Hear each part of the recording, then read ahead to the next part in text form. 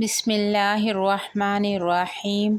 حضرت ابو عثمان رضی اللہ تعالیٰ عنہ کہتے ہیں کہ میں حضرت سلمان رضی اللہ تعالیٰ عنہ کے ساتھ ایک درخت کے نیچے تھا۔ انہوں نے اس درخت کی ایک خشک ٹہنی پکڑ کر اس کو حرکت دی، جس سے اس کے پتے گر گئے۔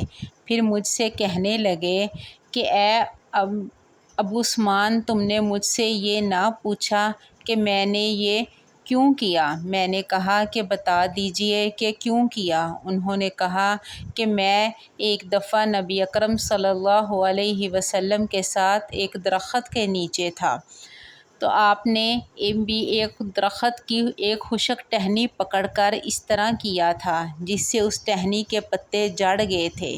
پھر حضور صلی اللہ علیہ وسلم نے ارشاد فرمایا تھا کہ سلمان پوچھتے نہیں کہ میں نے اس طرح کیوں کیا؟